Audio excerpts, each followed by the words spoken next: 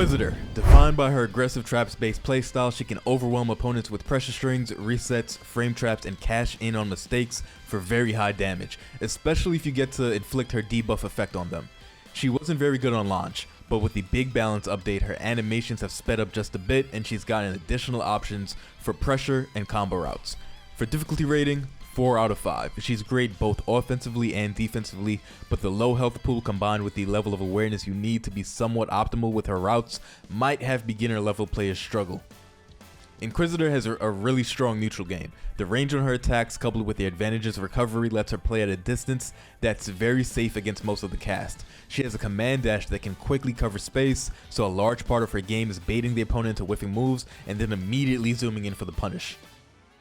Beginners may instantly recognize the wheel as a really good lockdown tool, but beyond that, Inquisitor has a ton of branching pressure options that can easily overwhelm an opponent, especially an uninformed one. Some of the strings are fake because they have gaps, but you can leverage this to create a rock, paper, scissors situation that the opponent has to guess through. Unfortunately, everything costs a ton of MP with this character, which hampers your ability to steamroll the opponent and makes you have to play a little bit smarter with your magic skill usage. This is mitigated a bit by setting up the status ailment and burning the opponent, which tacks on unscaled damage onto combos. Sadly, Awakening's best feature for Inquisitor is the extra 100 MP that everyone gets, because the rest is not very impactful, and in the face of the better Awakenings in the game, this could use a bit more of a buff. I'll be doing a brief overview of the move list. As always, check out Dustloop for full information and frame data. Inquisitor's standing basic attacks are what catalyze the major difference in playstyle between her and other characters. Her standing A has even recovery with the opponent on block, and the A follow-up is actually plus. This is very rare in DNF and allows you to get stronger strike throw pressure and frame traps than other characters can get. The B attacks are also very different from the average, but in kind of a bad way, at least as far as neutral is concerned. They're a bit slower than the average B attack, so they're best for using during block pressure and combos. Though crouching B can sometimes be a good neutral tool. Crouch A is your fastest move to mash out of pressure, but its 7-frame startup makes it less viable as a defensive tool compared to the 5-frame attacks that other characters have. The jumping basics are pretty standard. A is a good ear-to-ear and B is good for jump-ins. She also has a pretty nice plus 5-frame advantage on throw. Standing S, Punishing Cross, is a 2-hitting attack that has good pushback on block to end block strings and reset pressure from a comfortable distance, as well as continue combos. Forward S, Cut In Dash, this is where the learning curve comes for the character. This move has a built-in follow-up by pressing S again, but you can also not press anything, which is risky to get hit out of, but you can reset pressure pretty easily this way. You're also able to cancel into any magic skill. The reason why this presents a learning curve is because you have to gain an understanding of all the options the opponent can answer with and play around their tendencies throughout the match by choosing the correct option in these rock, paper, scissors situations that you can create off of the dash, but more on that later. Back S Essence applies a status effect that you can hit the opponent with. This move is great in combos, block strings, and in neutral to keep away from aggressive opponents. The status ailment causes your magic skills to do more damage and launch the opponent higher for combo extensions or more advantageous pressure or knockdown. Your down S anti-air Rising Cut is kinda slow but has lots of rewards on hit, and the large hitbox stuffs a lot of the trickier air approaches that some characters have. You have 2 jumping S attack, Punishment and down S Raid. The normal jumping S has a lot of reach, but you also have the dive kick attack that can extend combos. Neutral magic skill Firebomb is similar to the Essence Toss. It sends you backwards and then places a fire trap on the ground. Forward MS Summary Justice hits 3 times and is a great complement to your frame trap game since it leaves you in a good position if blocked and is hard to punish when rolled. Back MS Burning Wheel is the move that draws many players to this character. Totally lock down the opponent for a few seconds and deplete their guard gauge. It costs a bunch of MP though. Opponents will be very likely to try and guard cancel out of this pressure, but you can bait that and open them up for free if you block it. Down MS Noble Rage is one of the best DPs in the game. The second fastest startup at 10 frames, but it also has the benefit of being a cinematic, meaning it invalidates lingering traps like Ranger's Grenade and Kunoichi's Toad Blast that are commonly used to take away the DP as a defensive option.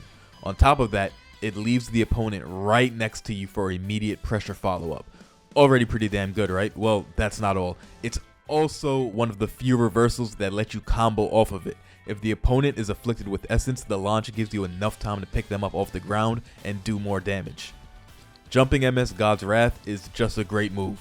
Fast, airborne, big hitbox, forward moving, safe on block, leads into combo one hit, everything you can ask out of an air special. But because those moves are so good, the balance is that the Awakening has very little impact. You move faster, which is nice, and your guard gauge becomes more resilient.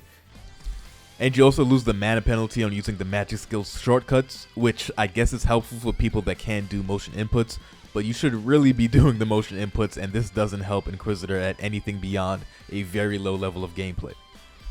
Which is really weird, because the other characters have pretty game-altering awakenings. But I digress. Putting these moves together to create combos, we have so many routes available due to her numerous air moves that combo, her multiple ways to pick people off the ground, and the cancels out of the dash to close distance mid-combo for extensions. But we never want to cross that 0 MP threshold and go into exhaustion if we can help it. There's no point in putting in a ton of damage that doesn't kill if you have no meter to extend the next combo, or if they reverse the pressure on you, have to hold 3 block strings without being able to guard cancel. So we gotta be mindful of that meter when determining what combos to use. Starting off, we'll break down combo starters and combo enders. Starting combos, you'll pretty much want to always route into command dash launch, and then from the air, either down S or jumping M as an extender to finish off with one of the 2 different combo enders I'm about to talk about.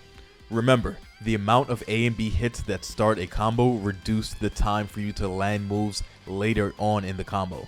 Too many hits early and you may end up dropping a combo that you thought should work. So these starting combos are going to be things that work under most conditions, and we're going to keep it as non-specific as possible. For the enders, you can finish with Noble Rage, which gives you a hard knockdown from anywhere on the screen with enough frame advantage that you can threaten throw or uncontested normal attacks. Of course, you still have to watch out for most characters' DPs. Only drawback is that it costs MP, so if you already use an MP move like jumping MS in the combo, it can be a little bit too much MP investment for a single combo. Alternatively, you can end with a non-magic skill, Essence, and also inflict the status ailment to give an enhancement to your next magic skill that hits. Off of Essence, you can get safe jumps as well as threaten the throw on Wake Up.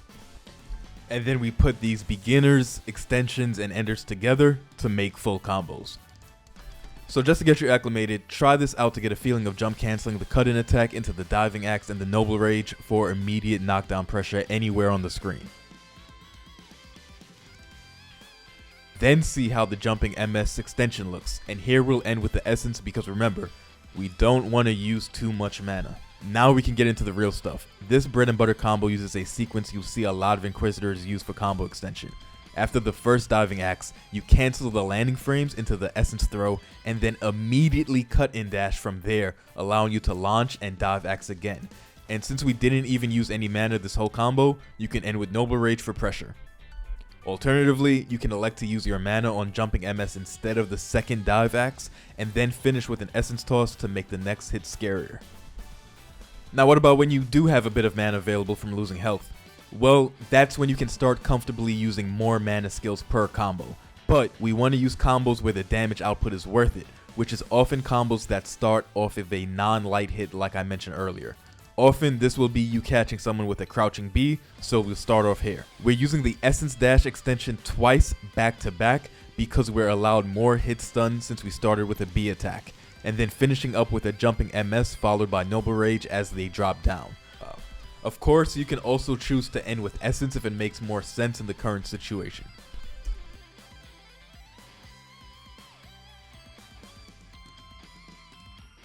Now, double oil combos are the gateway to the higher levels of play with Inquisitor.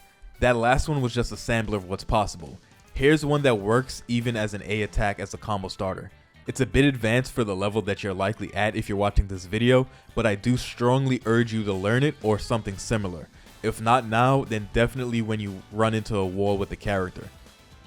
And that's it for the combos. You have a lot of room to get creative. We didn't even touch on combos with your other 2 mana skills, the Wheel and Summary Justice, or even combos that capitalize on an opponent that's already been oiled. We're only scratching the surface here. There's lots to learn, but these combos should allow you to get in there and get match experience immediately. Going into every matchup, the slower startup on your moves requires you to adopt a very calculated approach in neutral with Inquisitor. Understand where you can exert pressure by recognizing what tools your opponent needs to rely on. Overall, you need to predicate your game on countering the opponent's approach and get your block strings going without whiffing your moves. Close range rushdown characters can be kept away with Essence Toss and Firebomb, forcing them to approach from the air, where you can either anti-air them or space them out and put them in your pressure cycle when they touch the ground. Opponents playing at the mid-range can be a little bit troublesome if they have quick moves like Ghostblade for example. Jumping MS is a really good tool to close the gap since it's so active and safe if they block it, allowing you to start your pressure.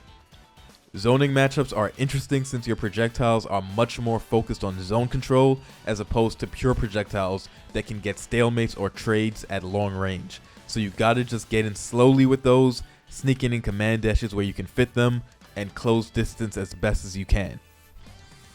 And now once you've got the neutral out the way and you've got them blocking, this is where you establish the mind games. Simple strings can just be safe strings, either retreating with an essence throw, Firebomb, or one of your safe specials like forward MS. That's standard stuff. You want to force them to start making decisions, or else you get to reset and repeat the pressure constantly. When they start DPing, rolling, jumping, or pressing buttons, that's when you show different looks. Start frame trapping by delaying the next hit in the block string chain to blow them up for mashing. You can mix in cut and dash really early in pressure if they try to DP through your frame traps, as long as their DP doesn't hit on the other side. Throw the wheel to lock them in block stun for another pressure run, but also try to be ready for the guard cancel if they have the meter for it. Really, just experiment and put together what feels comfortable. Work on one pressure string at a time until you can build up a go-to set of them, and you'll be opening up opponents in no time. Knockdown pressure is where you can get really dirty since the threat of throw makes them more likely to press buttons or jump. It also lets you more easily abuse those air attacks you have with the really good frame data on block to get some really easy pressure resets. With Inquisitor, your offense is your defense in a way. So this character is great for leveling up your defensive fundamentals in DNF since you have to be really patient before you get to run your offense. And for the quick conversion gimmick, whenever you have white life and are in the mid-range area, you can get instant pressure with a cut-in dash attack followed by conversion. You'll either hit them and confirm into a combo, or be right in their face with plus frames to get that great basic attack pressure we talked about. So good luck with the character, have fun, and see you next time.